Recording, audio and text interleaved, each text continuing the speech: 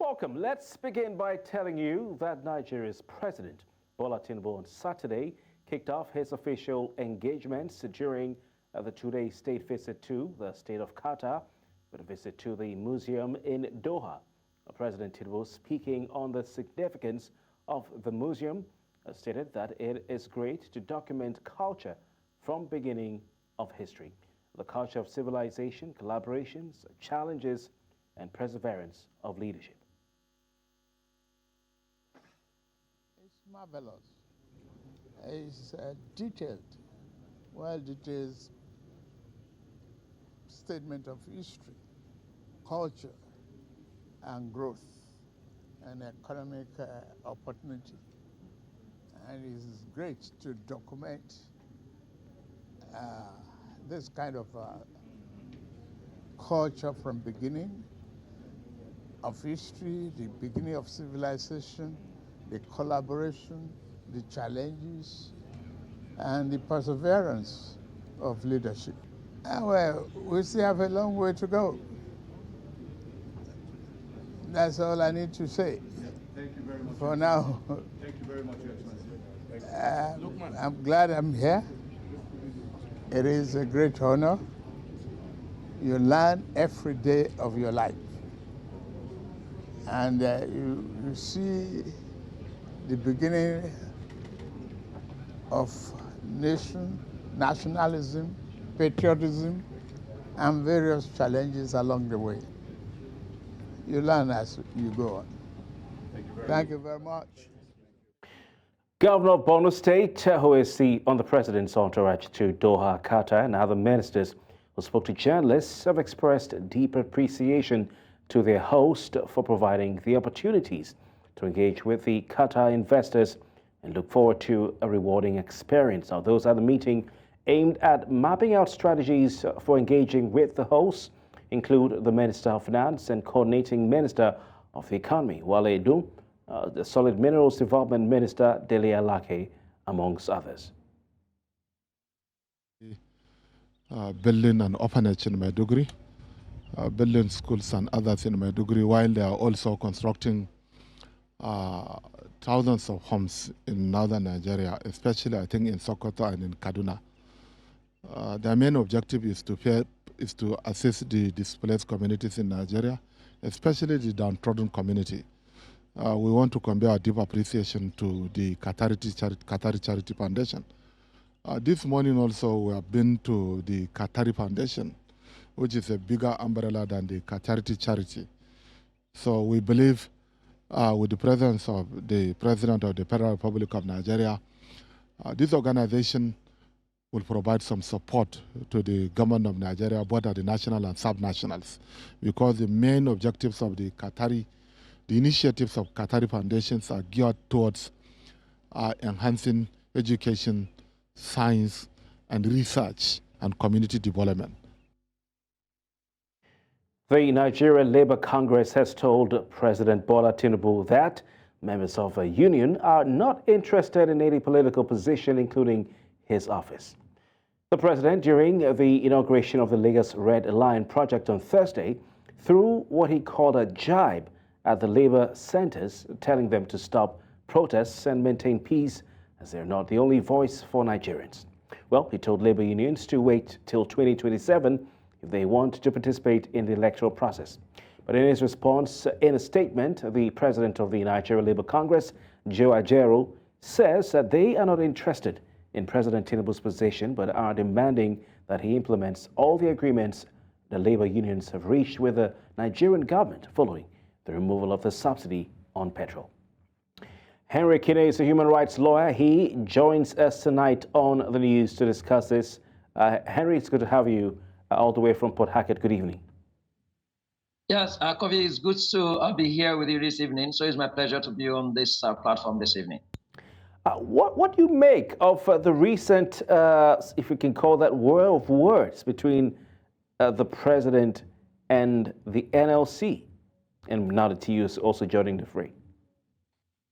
I think clearly what for me that represents that Mr. President didn't seem to recognize the position of the labor unions with respect to the demands of the people, not just workers in this regard, but the position of Nigerians and citizens with respect to certain policies of government that appear to have worsened the economic challenges that confront Nigerians. That comment by Mr. President is actually misplaced in my view.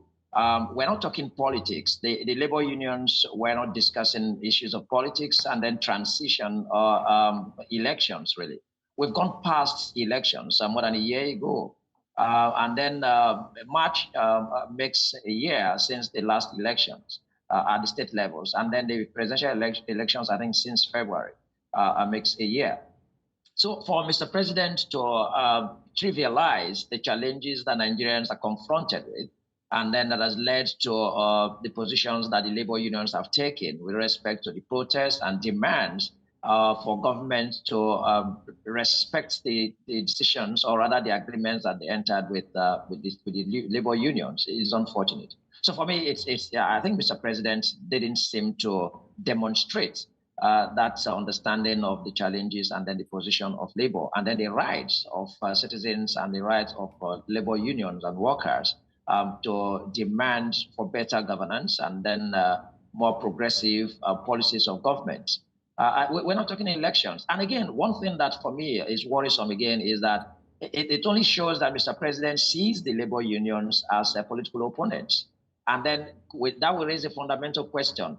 Is Mr. President refusing to obey the agreements with respect to the fallouts of his policy of removal of oil subsidy that has led to some of the very suffocating economic experiences of Nigerians that labor is responding to? Is Mr. President refusing to implement those agreements or obey those agreements because he sees the unions as political opponents? That's unfortunate. If that's how Mr. President has perceived the unions as political opponents, to imagine that they are seeking to displace him and then probably run elections in 2027 or any other time to displace him, then that's also unfortunate, really. The labor unions have threatened, particularly the NLC, to resume protests if their demands are not met, though at this time it's not really clear, apart from the 16-point MOU, a lot up in the air. But in your opinion, how likely is it that the tensions will escalate if the federal government doesn't take concrete steps to address the economic concerns of Nigerians? Well, drawing from the turnout of Nigerians and then those who are dissatisfied with the policies of government, and particularly with respect to the outcomes of those policies affecting survival and livelihood, I imagine that if a better organized protest or reaction to those policies of government by labor and even non-organized groups, I think that the turnout of Nigerians is probably going to be greater than what we experienced in the few days in the past. So I think that what is expected reasonably is for government to really demonstrate a commitment to the promises they've made and then the agreements that they've entered into with labor and the labor unions. And then even the expectations and aspirations of Nigerians with respect to a more prosperous economy. It's not just about labor unions driving government to responsibility, but it's expected that government should realize that the primary responsibility or purpose of government is to continually enhance the welfare of citizens and then to ensure the security of lives and property. So, and then it is argued that the right to life is implicit in the right to a means of survival, that is generally the welfare of citizens. So they are all together. And when government fails to realize this, then of course government will neglect or refuse to implement policies that will enhance the welfare of citizens. So I do think that greater participation, or rather response by Nigerians when this happens is certainly going to be the reality. Okay. Henry Kide, do you think Labour itself has also left itself, particularly the NLC, open to such political verbal jibes, as the president called it, based on their actions in the past? I mean, siding with a political party during the presidential election and inactions, calling off protests when Nigerians were already gearing up to come out en masse and strikes and so on? I think that Nigerians and labor unions are part of this society. If I got your question clearly, I was actually trying to get that in clear terms. Are part of this country, and then they live in this country, and the realities of the economic situation in this country challenge everyone. And then, of course, the policies of government affect our relationship even in at workplaces as workers, and then as citizens generally, and all that we engage in. So it's important that government must respond to the demands of citizens, whether they organize in the forms of labor unions or as organized civil society organizations or even unorganized groups. So it's important that government responds to the demands of citizens to demonstrate the will of government to actually ensure that citizens have a better share. Yeah, but Henry Kine, sorry yes. to interject. The 16-point Yes, MOU signed with the federal government, majority of those points have been raised, those agreements have been implemented, including the 35,000 Naira wage award to labor. And now Nigerians went on the streets protesting in different cities. Before we could say, Jack, Labour said they were going on a protest. When the protest was already in place, the TUC backed out. The federal government has open lines to the unions. They even had a meeting the day or the night before the protest. The Minister of Labour and Employment, when she assumed office after the former minister left, went on a courtesy visit to Labour office and said, please, let's work together to sort the issues out. Was it necessary for NLC to go on a strike when this process was already on? Bearing in mind they have an open channel with the president and with the president, chief of staff, as well as the minister. I think your assertion appears to be the position of government because the labor unions are But it's adverse fact. to that assertion. It's fact. So fact to the extent that it's arguable. How many persons had actually effectively received the 35%, and how far and how much to what level? What has happened at the state levels? The labor unions have actually come to advance an argument that even the implementation of what is claimed to have been complied with respect to the memorandum of understanding, that is lopsided. And then again, beyond that, most of the promises of government with respect to improving the situations that arose from the subsidy removal, we haven't seen really. And government acknowledged that. I watched and listened when an official of government, the spokesperson, was actually responding to the fact that some of these things have been put in near position of execution, meaning that labor was right, and then those who actually went out on the protest and civil society organizations were right, even if it was by a day, that these things have actually not been effected. But I'm not sure that anybody is willing to uphold down the machinery of government or in any way to stall the progress of government if the government is responsible and, of course, seen to be so in improving the welfare of citizens. So, but government would always be on the defensive. So to claim that much of the 16 points on the memorandum of understanding have been met or satisfied, and so the protest wasn't justified, and then even the threatened protest wouldn't be justified.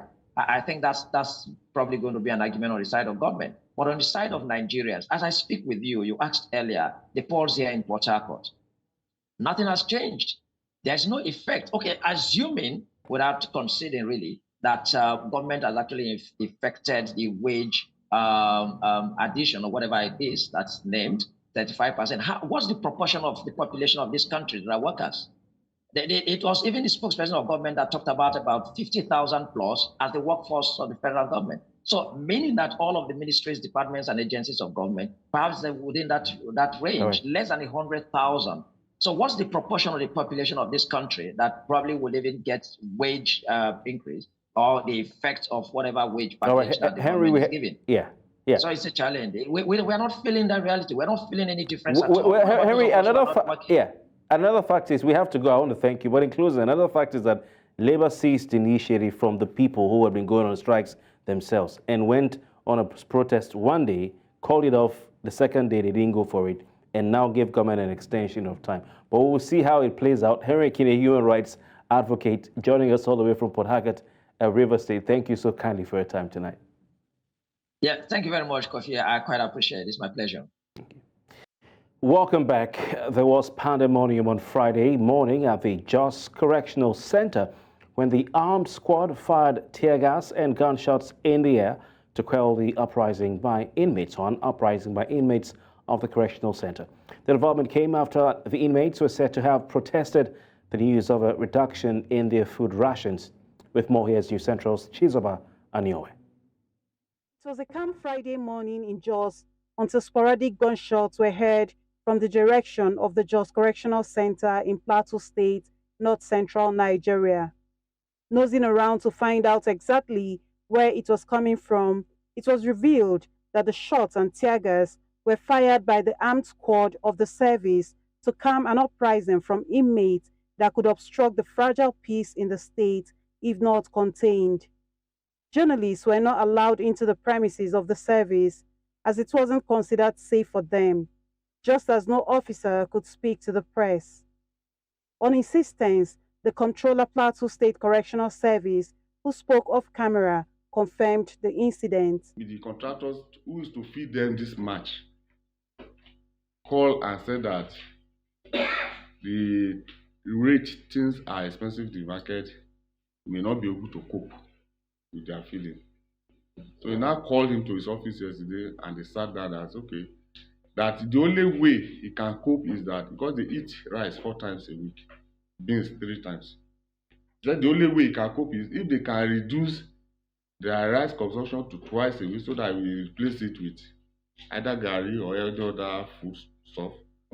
So that I say because what they are buying rice before, the market has more than double.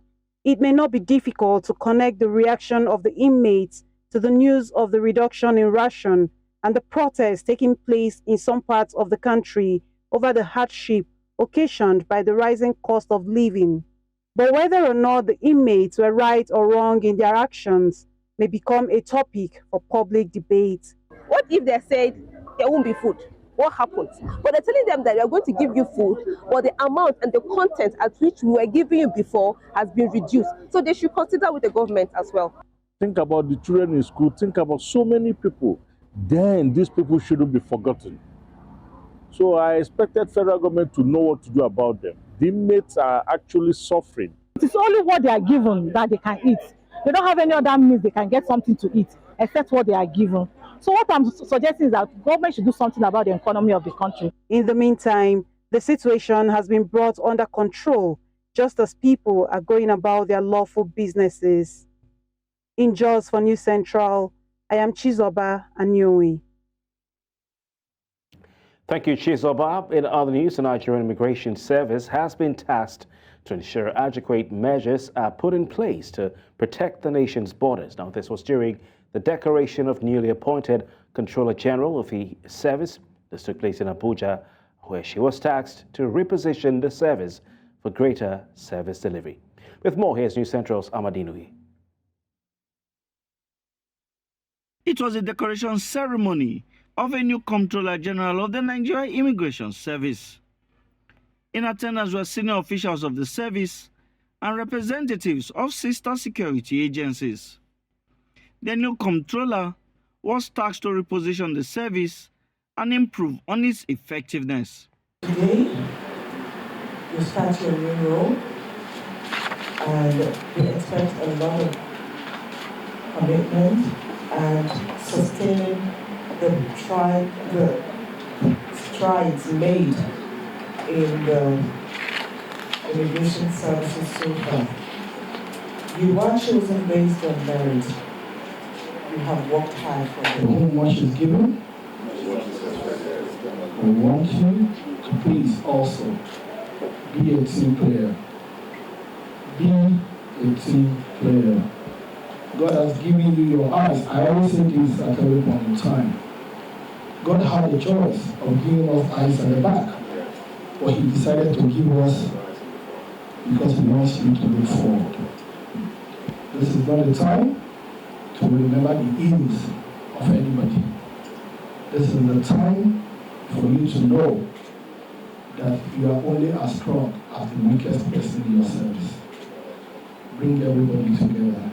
She was also tasked to be considerate in her decision-making process and work with all staff of the service. In your decision-making process, I beg you, always understand the diversity of our nation. The minister also tasked the new comptroller on border security. I will not judge you by virtue of your performance in passport administration. Take my word for it. That's a done deal by the grace of God. But I will judge you by how well you protect my border. Because the safety of Nigeria depends on how well we can secure our border.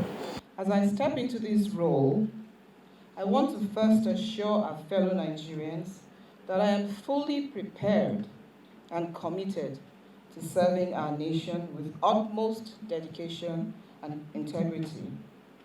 To that end, and under the guiding principles of the renewed hope agenda set forth by His Excellency President Tinubu's administration, we will strive towards unity, growth, and development.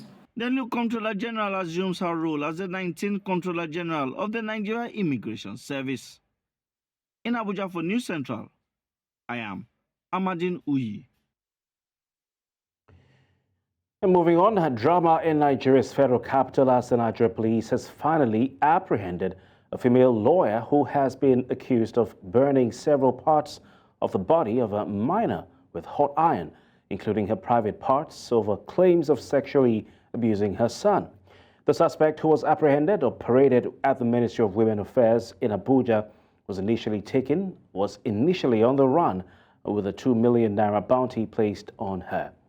Nigeria's Minister of Women Affairs assured citizens that the long arm of the law will catch up with her. Here's more from Amadinui. The case has sparked national uproar following reports on social media. The suspect, a female lawyer resident in Onitsha, had accused her maid of abusing her son, and following efforts to discipline her, burned several parts of her body, placing a hot knife and pepper into her private parts before tying her up without food for over a day. Nigeria's Minister of Women Affairs had placed a 2 million naira bounty on her head after she took to her heels. We no go gree again. You tamper with any child, we tamper with any woman, you will see action, legal action, any kind of action you need, you will see it. She dropped the young girl with her aunt, without clothes, with the burns on the cheek, with the burns on the buttocks, and with blood and water oozing out of the private part. The aunt raised an alarm, and the alarm attracted passers-by who brought out their phones. We know what Nigerians do with the phones, and they started recording and videoing and taking pictures, and this went straight to the social space. The Minister of Women Affairs, while parading the suspect at the ministry's headquarters in Abuja, says that she will not escape the law.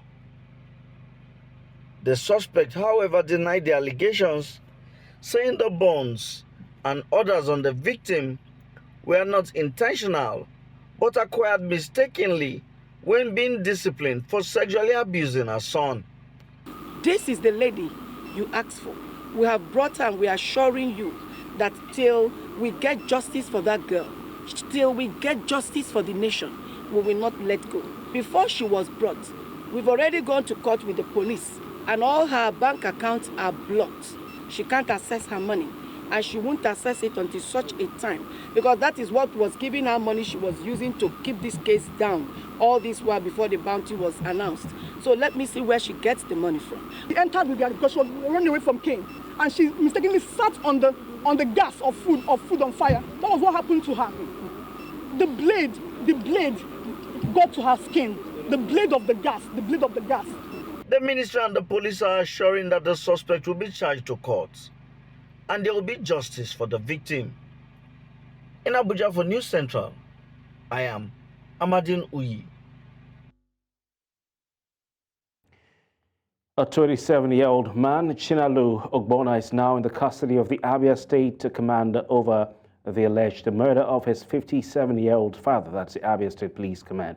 The young man, who was said to have escaped from the hospital where he was taken for treatment by his father after he manifested a strange behavior on Sunday, returned home only to allegedly strangle his father to death. With more, yes, News Central's Chinwe Ogele. Citizens were on Tuesday protesting the harsh economic conditions in the country. Others decided to follow a dangerous path to economic advancement. The quiet community of Umuwaya Amuzuku in Umuahia North Local Government area of Abia State was thrown into commotion on that fateful day over the alleged strangling of Mr. Maduka Ogbonna, a tenant from Umuehihe Amoda Isuchi in Umunochi Local Government area of Abia State by his only son Chinalu. Neighbors gave account of the unfortunate incident. Some days before then, the boy was behaving like a mad somebody, like a madman. So on Monday, the boy is like he's pursuing his father inside on Monday. On Monday, ya kpọrọ nwa ya ha gawazie FMC. Ha gawa FMC as no ruo na FMC ebe and the boy ahapụ ha gba ọsọ gbalata n'ime ya ada. Papi esoro kwe lọtakwa na-akpọgharị ya na ebe ọ bụ na ọ gara. Ihe ọ nọ na-asị m papi ya, confess, confess. You are a bad man. Confess. Go to church. Confess.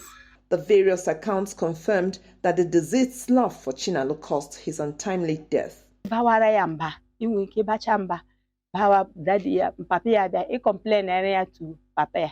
Papi ya abawakwara gị. Be running, walking up and down, threatening people, that kind of thing. Chinalu's grieving stepmother, Joy Ogbonna, said she would have been the victim if she had failed to move out of the house 2 years ago. I'm not happy. I am crying because I did not expect that. I take this child to hospital, that when he acted like a madman. I took him to hospital, to the FMC. He ran away. The police public relations officer, Maureen Chinaka, said the police are investigating the crime, while the suspect will soon be charged to court. Investigation revealed that he said he intentionally harmed his father. Actually, he killed his father so he could use his father's left eyes for mortuary purposes. For ritual purposes, rather. So we are investigating and will charge to court. The police will also be investigating an earlier incident where a man from the same Isuchi in Umunochi local government area of Abia State also allegedly shot dead his son for consuming the only cooked food in the home. In Umuahia News Central, Chinwe Ogele. Nigeria ranks lowly 139 out of 156 countries in the world, the World Economic Forum's Gender Gap Index. Many, especially women, have raised concern about the country that it may be regressing in female representation in leadership. Well, bridging this gap is part of the reasons the month of March is designated the month for gender equality by the Sustainable Development Goals Initiative. News Central's Omolola Ololade tells us more in this report. According to the United Nations, 1 out of every 3 women experience physical, sexual or intimate partner violence, and 1 in every 10 married Nigerian women report experiencing sexual violence in a lifetime. Nigeria recorded 27,698 cases of sexual violence between 2020 and 2023 alone, according to the Federal Ministry of Women Affairs. The increase in the number of sexual and gender-based violence cases is becoming alarming, a situation experts say can be attributed to several cultural norms in the country. We found that 55% of all the killings affecting women and girls are happening essentially at the hand of a family member or an intimate partner. Now, 55% that is for women and girls. For men, it's only 12%. So the home is not a safe haven for women and girls. And we need to be very honest with ourselves. That is the result of thousands of years of probably to some extent misled cultural developments that we need now to rectify slowly. Cultural norms and practices in Nigeria are factors responsible for a large number of issues, especially regarding women and girl children. Nigeria ranks the lowest, coming 54th, with 5.45% female representation, while Rwanda ranks first with 47.95%. From 1999 till date, only 157 women have been elected into the 469-member National Assembly, 38 senators and 119 members of the House of Representatives, compared to 2,657 men, 616 senators, and 2,041 representatives during this same period. Nigerian female politicians therefore talk about the challenges as well as the way forward. That if you are a woman into business or an entrepreneurship, you are more likely to make policies that will support this group of people, because that's the area you know and an area you're familiar with. And so when we're talking about making changes and bringing more people on the table, we are advocating that you bring a variety of people on the table so that they will also influence policies and create impact in their various spheres of life, rather than making a particular sector. While representation of women in politics and decision-making is crucial to the nation's development, more important is the education of the girl child across the 6 geopolitical zones. Nigeria has a record of 18.5 million out-of-school children, out of which 10 million are girls, according to UNICEF. Then the issue of culture and then tradition comes to play. Most of the times they are thinking, okay, when she's 18 years, the highest I can do is to give her out to in marriage. And with this, why will she even go to school now? Because when she get married, the essence of education is defeated. They are not looking at the education as a means to empower her to take good care of herself as a person. In Nigeria, another major issue that stands as a threat to the education of the girl child is early child marriage, particularly in the northern part of the country. Many of these girls find their education cut off, that is if they had any access to an education in the first place. Despite the prevalence of child marriage among some sections of the country, child marriage remains illegal in Nigeria. Child marriage causes social isolation, gender inequalities, and it also launches a girl on a cycle of poverty. I'm calling on our government, though they are trying their best, but I want them to fully implement the Child Rights Act, because it's a law that actually protects the rights of children in general. So I feel it's a great one, and it will help to protect girls from being married at an early age. Sadly, the female gender in Nigeria seems to experience a gender inequality in different aspects of her life. The cultural norm in eastern Nigeria deprives a woman of a husband or father's inheritance. Although the Supreme Court's judgment grants an inheritance to the girl child in Igbo land, putting an end to a culture that has held the society together as patriarchal, some women still suffer this discriminatory act. We can also look at how we can strengthen our legal aid services, that is strengthening legal services to assist women who are facing discrimination and challenges in claiming their inheritance. We can also look at engaging further with community members through community dialogues, that is intergenerational dialogues, where you bring different age groups in the communities to come together to discuss misunderstandings, misconception, and stereotypes that may limit women and girls from enforcing their right to inherit properties. While the Nigerian Constitution provides for gender equality and non-discrimination, women continue to suffer injustices and marginalization as a result of discriminatory laws, religious and cultural norms, gender stereotypes, and low levels of education, among others. The hope of the Sustainable Development Goal is that in the month of March, countries where gender inequality thrives, which includes Nigeria, should pay attention to laws and policies that would help dismantle these barriers and pave the way for women to thrive in the society. In Lagos, for News Central, Omolola Ololade. The growing concern in Nigeria to put measures in place to tackle the prevalence of social vices threatening the future of students has once again become the centerpiece of discussion. While some experts in the country are calling for the mandatory drug testing of students to ensure that they are not into drugs, others are calling for the resuscitation of relevant school clubs to keep their minds away from vices. Here's Idong Joseph with more. Secondary school education, unlike primary school education, according to Nigeria's National Policy on Education, prepares individuals to be useful members of society and for higher education. Unfortunately, in recent times, many secondary schools across the country are grappling with a myriad of vices ranging from substance abuse, examination malpractice, bullying, and cultism, among others. While social vices among secondary school students have become a national dilemma, some think a lack of discipline by parents contributes to this menace. 1 in every 4 students between 15 to 19 years abuse substances.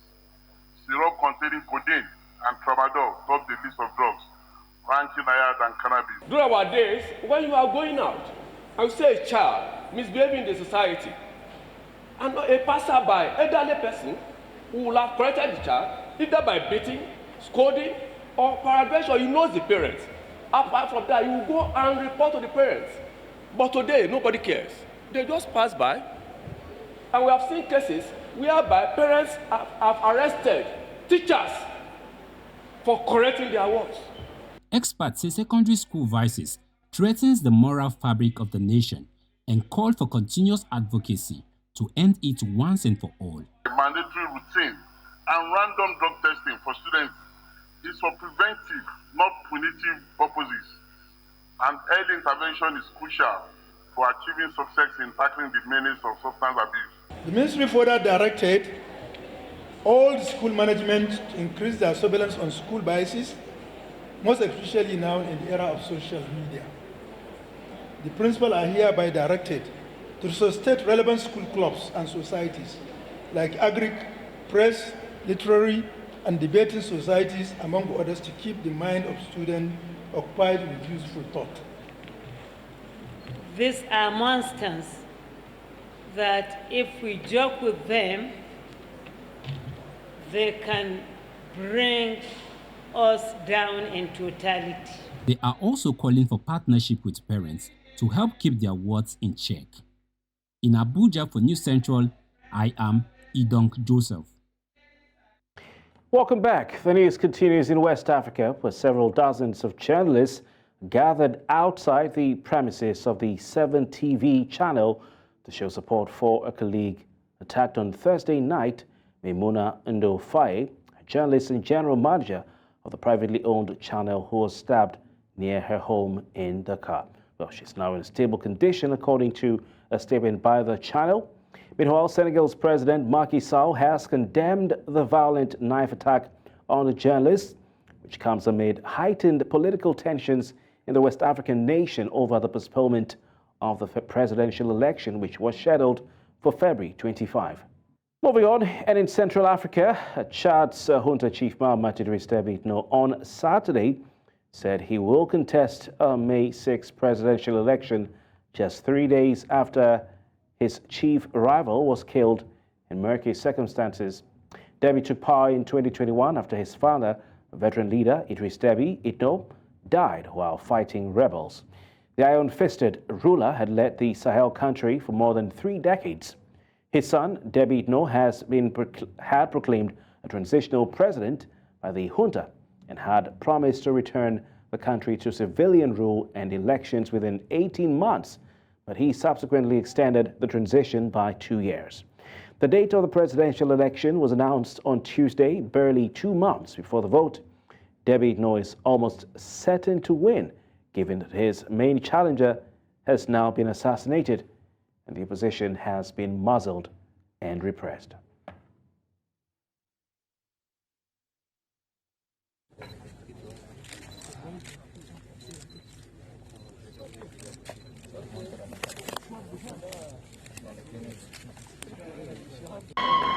Moi, Mohamed Idriss Déby Itno, je suis candidat à l'élection présidentielle de 2024.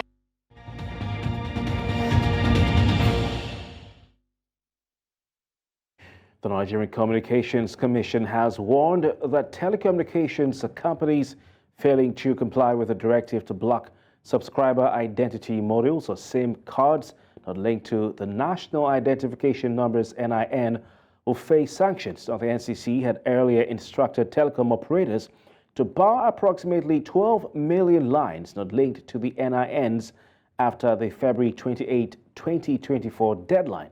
The Director of Public Affairs at the NCC, Ruben Moka, stated that compliance with the directive is mandatory and any non-compliance will result in sanctions. While the exact timing for the commencement of the sanctions remains uncertain, Moka emphasized that the regulatory process will be followed. And that's all tonight, but before we go, let's take another look at some of the major stories. Nigeria's President Tinubu has begun his official engagements in Qatar. Journalists in Senegal have rallied in support of a colleague who was stabbed in the capital, Dakar. And we also told you that the head of Chad's military junta is set to contest the May 6 presidential election. I would like to hear from you. Please send us your eyewitness reports to the WhatsApp number and email address showing on your screen. And you can follow us on the major social media platforms. We're at News Central TV. Also watch News Central TV live on these channels and platforms. Many thanks for your time tonight. I'm Kofi Bartels. Good night.